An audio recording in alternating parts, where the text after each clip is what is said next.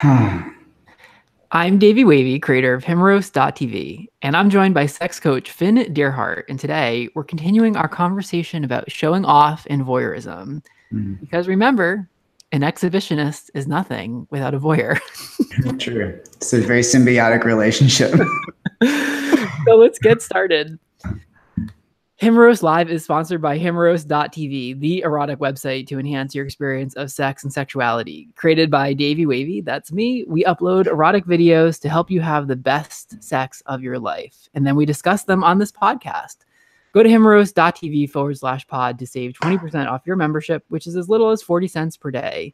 You'll get instant access to our erotic library of life-changing, soul-nourishing, hole-quenching, cock-throbbing videos that inspire deeper connections, sexual exploration, and increased pleasure. Visit himeros.tv/pod and save 20%. I feel like we need a few more like adjectives in there. Yeah. Soul sucking, like eye rolling. Yeah. Toe curling. Skin itching. I want to get that one checked out. Yeah. FYI, we're recording this early because when you're hearing this at home, I will be in Italy. So as much as I love you all, I love Italian food and Italian men even more. So hopefully I'm filling myself from both ends. Just putting some in here, some in here. And at the same time, probably. Yeah. Alas, my hunger is such that it cannot be satiated by any amount of food or dick. However, I still intend to try. Hey, Finn, how are you? I'm doing really well. I am doing Nice. well. Yeah, it's like a lazy Sunday afternoon. I'm in it's gorgeous here today too. It's been like a total take a nap kind of day, but I've been writing a lot and taking care of some business. So, but I have had the opportunity to run around and walk outside instead of taking any kind of public transit, which has been great. Nice. What have you been working on? I am working on quite a bit. I'm working on personal writing, writing for Himeros TV. I'm writing for an interview in Provincetown. Girl, do you have any words left? I know. I feel like after I'm done with all that, people, and actually this has happened, people like, hey, how's your day going? And I'm like, it's good. There's nothing left to give. What have you been doing? Stuff. Yeah, girl, I know the feeling. It's just like you're on E, like empty, not ecstasy. Right. Or yeah, depends on the day. Anyway. Yeah, I mean, I'm really loving all this stuff going on though. Yeah, no, it's all really exciting. So I just finished a YouTube video yesterday called Sex Tips from Porn Stars with Logan Cross. And it was interesting because I think we talk a lot about, well, I certainly talk a lot about how porn has taught me how to not have good sex. And I think there's also an opportunity though. I mean, someone that has sex for a living, like literally that's their job. Like there's got to be something from that experience that they can teach to the rest of us. And my favorite tip that he shared was, it's something that I've joked about quite a bit, is like, if you're filming porn and you're with a porn director, they'll ask you to open up, which means to like turn your bodies in such a way so that the camera can see like the penetration and the dick. Because usually you kind of block it with your body. Right.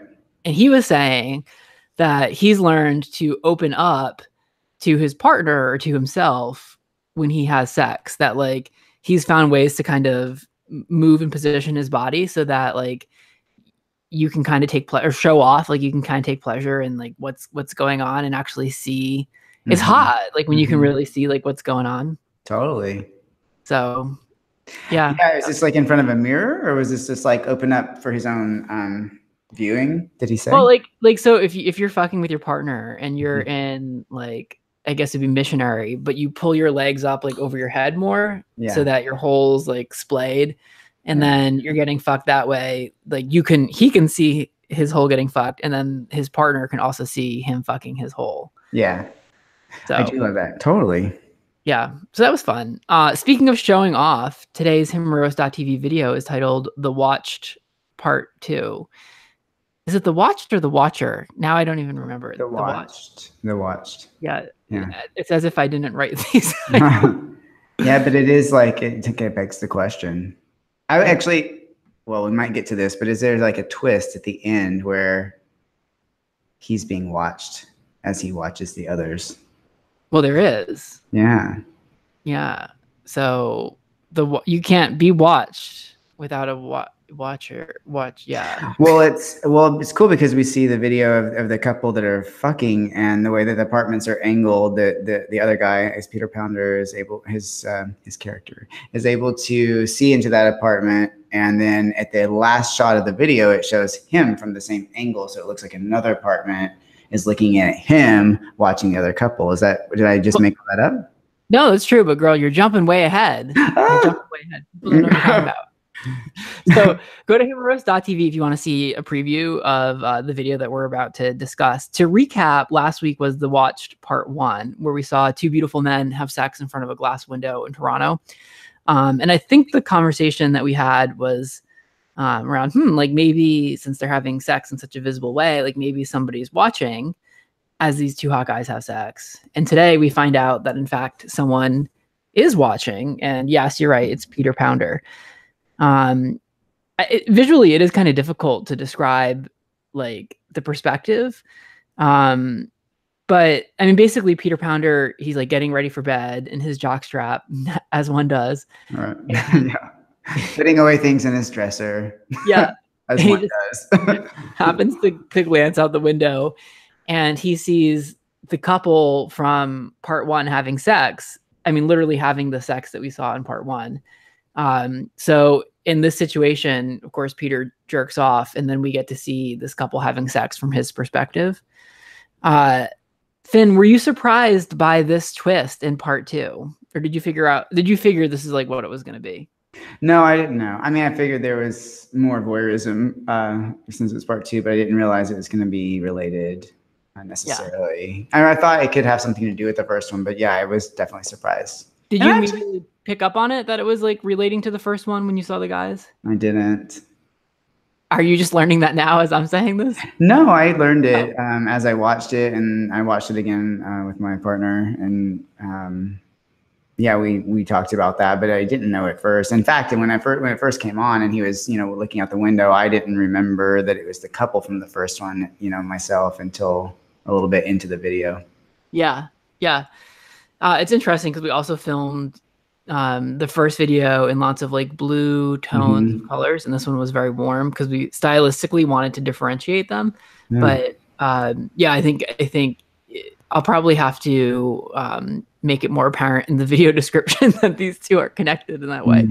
I did actually like that stylistic twist with the different colors, because it did kind of, it just speaks to the mood and how in one apartment something is completely going on, this psychodynamic between these 2 guys having sex, and then never here Peter's putting away his stuff in his dresser, and it looks warm and like, snuggly, and it's happening simultaneously. It's pretty cool. Well, and the simultaneous part of it, like that's where we can get a little bit nerdy from the production standpoint, because I produced these videos.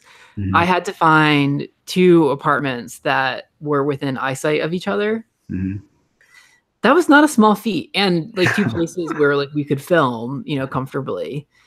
And as you mentioned at the very end, there's like a 3rd shot where it's a 3rd perspective, and I mean, like it was actually really difficult to find this location. So gold star for me. Yeah. And I actually didn't even pick up on the 3rd perspective. My partner was like, hey, somebody's watching him watching. I was like, oh yeah. Yeah. Yeah. But I'm a little slow sometimes. So Peter sees the guys having sex from his window, and they're kind of like pressed up against the glass. So he pops out his dick. He's in his jockstrap, as we mentioned, and he jerks off.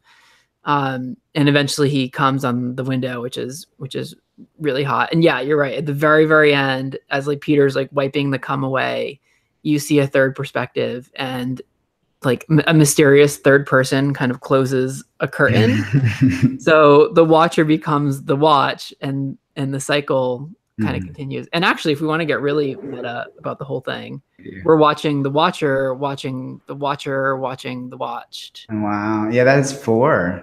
And because we're also watching it, and then the drone's outside watching us. That would have been funny. I didn't. Yeah. I mean, how do I not have an Oscar? It's pretty rad.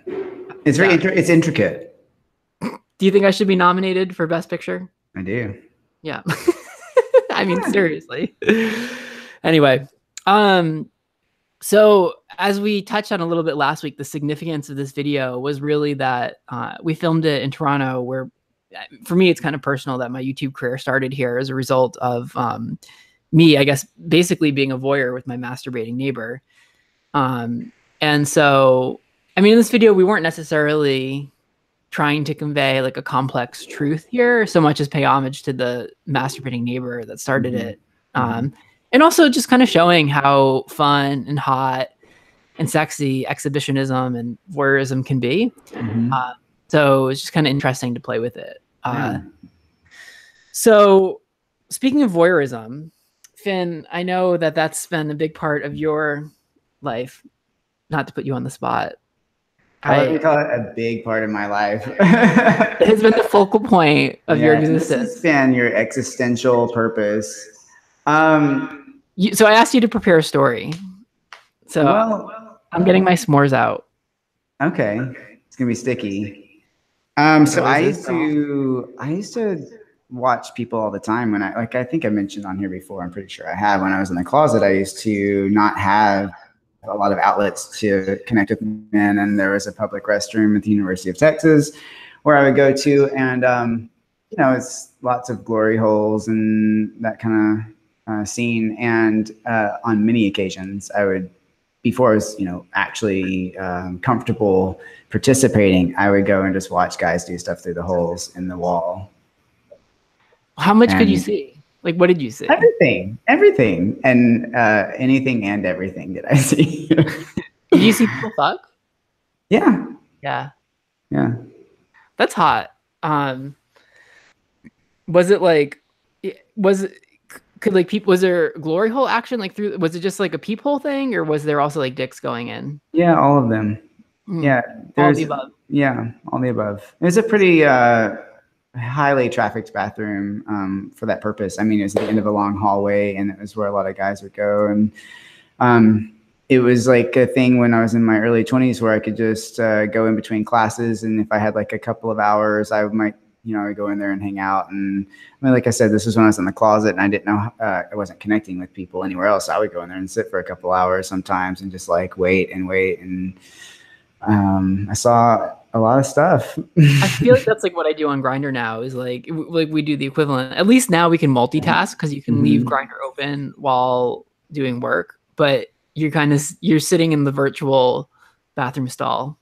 Yeah, and there's anticipation going on in there too. I think there's a lot of emotions wrapped up in that too. Like the anticipation, like, is this person, because it's like it's anonymous and not really certain if this person is going to be participating or not that you're looking at, and actually kind of sometimes afraid if I'm looking through this hole and the guy doesn't want to be seen and he's not there for what I'm there for. That could be a really scary thing for me. So, and for him, And for him. Yeah. Oh, yeah, exactly. So, yeah, lots of that when I was in my younger days in Texas. Nice. So I want to chat with you a little bit about what we're doing in October. Anything else about this video that we didn't cover? Not that I can think of right now. All right. I did like the perspective that we talked about, and I really enjoyed having it be linked to last time too. Like, there's a continuation of the storyline. So 2 thumbs up from Finn Deerhart. Right. Yeah. Awesome. Okay. So, yeah, I want to chat about what we're filming in October, because Finn and I we're doing this shoot together, which is our first time that we've obviously collaborated on other concepts, but we've never done it together also in person. Mm-hmm. We've actually never met in person. That's so weird because it feels like we have. I know. It's like a lot of airtime. Well, also too, we're sharing a lot with each other back and forth on the podcast and whatever in personal data. So it feels like there's a lot of connection built just online. And it's going to feel, I think, very natural for us to hang out in person. We use emojis. It's serious. So Finn, can you chat a little bit about what it is that we're doing in October for people at home? Yeah, and in what capacity can you be Well, more I mean, specific? kind of what's the theme? Like, what are we going after? Because you're writing all these concepts. I mean, the bulk of that work is already done. Yeah, this is I'm super excited about it because I think that this project that's happening in October, it encapsulates a lot of the themes that we see in the gay community around ageism, and things have been really different, for gay men in the last decade. It's been a very different way of connecting, and like you had mentioned already, apps and ways that we have sex, and the kind of the cultural mythology around sex is very different than it was around people that are older than us and how they went about it. And even when I was younger, we didn't have apps either, and it was like cruising, and sex was different in the way that people met. It wasn't like curated online. And so things were more like sitting in bathrooms, waiting around for something, or cruising men out in the street. And I've talked to older guys who lament the loss of those days. And understanding too, like the younger generations don't necessarily always understand what older guys have gone through. So this project is kind of an invitation to create more understanding, and to like legitimize, the way that older guys have lived, and kind of draw some connections between young guys and older guys. And it's going to be exotic. If you're an apps guy and you're in the last decade coming out, I think it might have more of an exotic flair. Yeah, I mean, I think what we're doing is certainly, like, I was already picking out some of the clothing that guys will be wearing for a few seconds before they take it off in the videos. But it's all very vintage 1960s, 1970s kind of feel. But what I think we're doing is we're bringing that decade to life for the people that lived through it, because they'll enjoy seeing that. But we're also taking lessons and truth from those years and like applying them to today's world. So we're bringing those decades back to life and then making them, I think, relevant for today's gay world as well. Yeah, and it's gonna be really hot. I actually was thinking about this morning when I was walking around in between appointments. I was thinking about some of the concepts that we're talking about, and just being like, that's gonna be so hot, and like I'm excited to help bring that out and from the imagination. Yeah, we have actually three models so far that are signed on to it. One of whom is not well known, but the other two, Pierce Paris and Jack Hunter, will be part of the project. And we've worked with Pierce before. He has the biggest dick in the world. Like it's ridiculous. But some of our content is like themed around glory holes, and like we're all gonna faint when his like giant dick comes through some like unexpected glory hole for some like hot action scene. Is it gonna get stuck in the glory hole? Yeah, probably. I always was scared. I have to say, I was always a little scared of glory holes. I have participated in them, but sometimes I was like kind of scared, like, what's happening on the other side? Is this person gonna like hurt my dick? Or there's just like this element in the anonymity of it where not knowing what's on the other side or what's going to happen, I think it kind of creates a emotional environment where it heightens the sensation too, because it's kind of a thrill. Yeah, well, one of our concepts is using glory holes, but with a couple that's actually like already like boyfriends or people that already know each other. So yeah, there's a lot of juice to play with there. Also, this is your first time on set. I guess my question would be, what are you most excited about being on set? I'm most excited about just being able to share myself and the way that I feel about my passion for authenticity and sexuality, and bringing a sense of I don't know how to really call it, just bring a permission for guys to open up and to connect with each other. And that's what I do, with the guys here in San Francisco, and I am stoked to see that on set. Yeah, it's also nice when I'm chatting with the models, and we'll get to this with the questions this week. When I'm explaining what we're doing, what's going on, it's also great to say, and we're going to have a sex coach that's there to support you and help you out. And cause, I mean, when we're asking people to be authentic and vulnerable, sometimes shit comes up. It's real. Yeah, it does. And that is what I'm really excited about too, is also to try to help create this environment and a container and a way of connecting where I can support people, not necessarily even in things that come up, but just the idea that performance isn't necessarily sex and that sex is a connection. And so like really helping them like bring themselves out into the, in a way that maybe they haven't ever been able to on set. Yeah. I think it's going to be really fun. I'm excited for you to see it. It's also interesting, I think, as like you kind of conceived of these concepts. I've workshopped them with you a little bit, but then we hand them over to the director. And so each time it's kind of like a reimagining of your vision. Mm-hmm. And so usually what we end up with is probably a lot different than what you imagined, but it's really fun to see like someone else's interpretation of your concept. Totally. Well, that's kind of how the interpretive and creative process works on all levels, Yeah. Yeah. It's really fun. So, cool. Well, let's answer some audience questions. If you guys have questions for us to answer, send them to Davey at daveywavey.tv. It's DAVEY at DAVEYWAVEY.tv as in television. Question number 1. My name is Kenny, and I want to have more interracial sexual experiences. What do you guys suggest I do to get this party started? How do I unlock my talents to connect sexuality with other kinds of men and taste the rainbow? To connect sexually with other kinds of men and taste the rainbow. So I texted Matt, who's sometimes on the podcast. He's really experienced in interracial. I mean, if you look at the guys that he's dated, it's literally like literally every color of the rainbow. It's like the United Nations of like Tinder matches when you go to it. And he's always said to me that there's certain apps that are more diverse than others, and he's had a lot more success on Jacked than he has on Grindr, which he's felt is less conducive. But I know one of the things that I've seen is in people's profiles, they'll really express like they'll make a statement either like about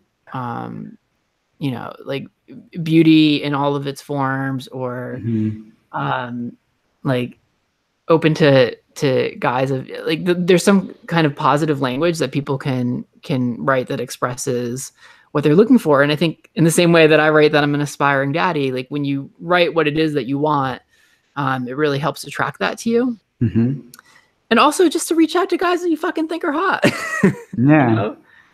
Yeah. And, I think that's a really cool admission that he's saying that he wants to connect with other people. I think a lot of times, other ethnicities, non-white ethnicity gets like fetishized in particular ways. And so as you enter into this exploration with other guys, drop any preconceptions that you have about them and just meet them not as another ethnicity, but as just another man. And his story and like who he is in particular. Yeah. Like don't have this assumption of like what he's going to be like based on what you've seen in media. Question number 2. Here we go. This one's for Davey. So it says, do you honestly not think that Himeros.tv is just another porn site? I mean, come on.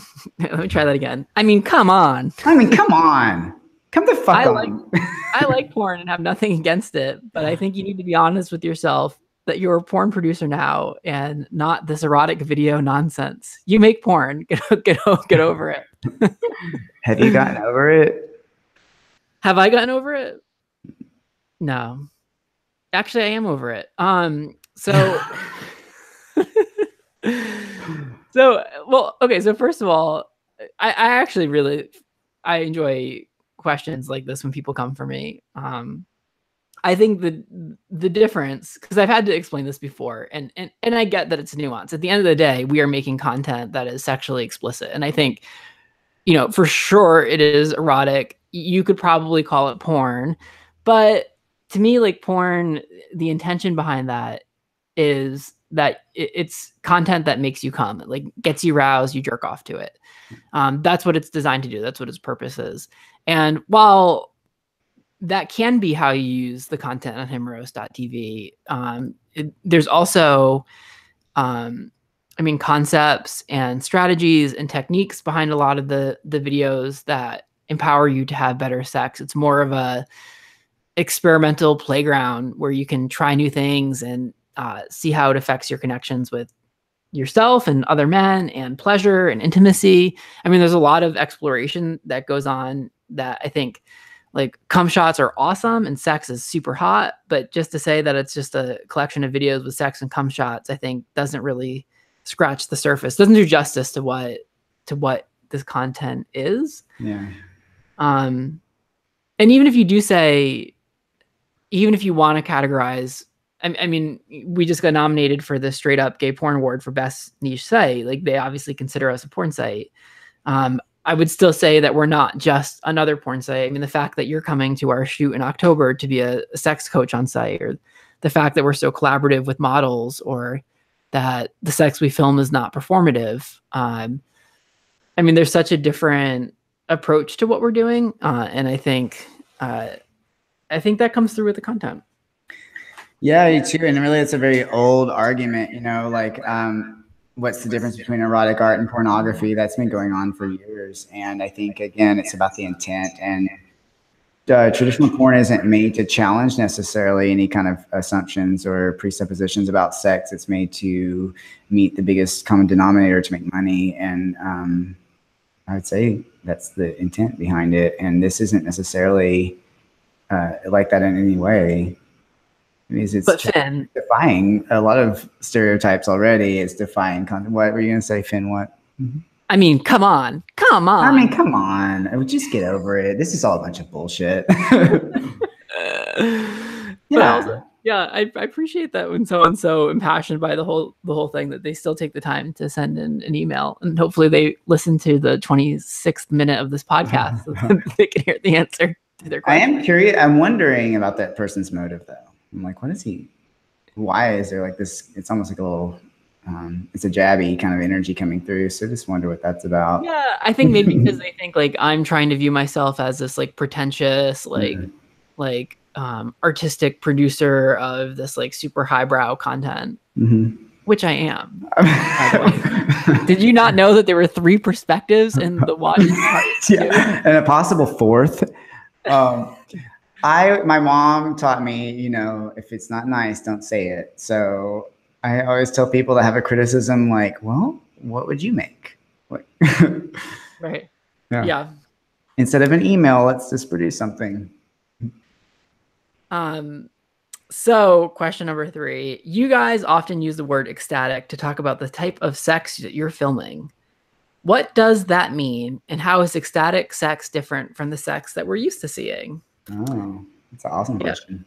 I don't have like this is a word that Brad uses a lot.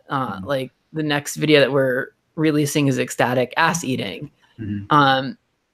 You may have a more well-rounded definition or explanation, but as I've come to understand it, ecstatic sex is like, I mean, I think it's maybe joyful isn't the right word. It's like transcendent, maybe. Yeah. Like it's like a deeper, like, you know, when you see it.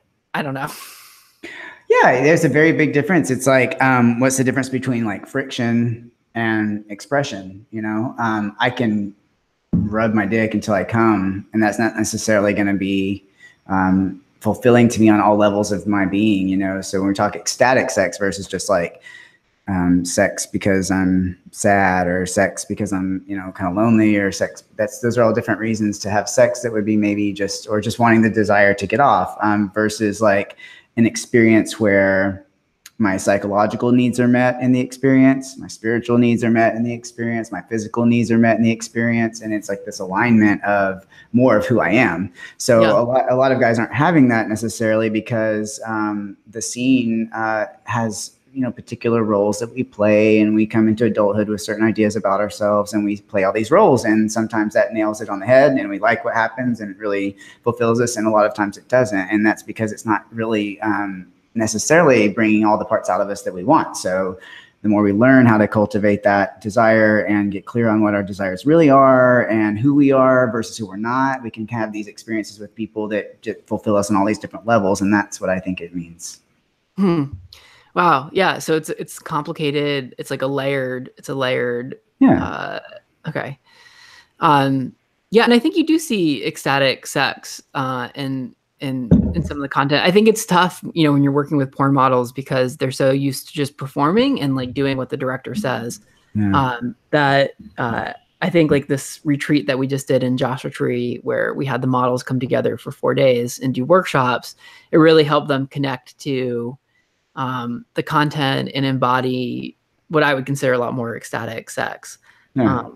So yeah, like yesterday, I mean, I was self-pleasuring yesterday, and it was like I had the space and time which I really needed to drop in and feel into my body. So again, it's like, you know, like I masturbate for all kinds of reasons, and sometimes that might just be just to get off or something, but this wasn't like that, and I wasn't coming. It was my intention not to, and I was just exploring all these different like strokes and slowing down and pulling my energy throughout my body. And I had multiple like orgasmic feelings that where I didn't come, and it was ecstatic, you know. I was just like making all kinds of noise and rolling around in my bed by myself. And it's like, oh, you know, like using my phone to video certain things because I like to do that and like to practice like seeing where I'm inauthentic or where I feel like I'm coming through in an authentic kind of way. So there's just all kinds of ways to get into that. But the thing is, if I just like jack off really fast to come, all that energy gets like pushed down to my dick, and that doesn't feel the same. It doesn't have the same like radiating kind of effect on the body, even just when you just talk about pure sensations. I want some of that. I want some of that. Yeah, girl. 2 hours. All right, you convinced me. I'm gonna join Himeros TV. Yeah, and there's that. I mean, you can actually, there's videos on Himeros TV about how to do that. Yeah. In particular, I think there's some really ecstatic, self-pleasuring. Blake Mitchell does a video, and I think it's called like a very different guided masturbation, which is really hot if you want to check it out. Next week, by the way, we're going to talk about ecstatic ass eating. And in the meantime, you can check out himeros.tv at himeros.tv/pod to get a 20% discount. That's himeros.tv/pod. Finn, where can people get more of you? Please get as much of me as you can at www.finndeerhart.com, FINNDEERHART.com. Awesome. Thank you guys so much for listening. And as always, more to come.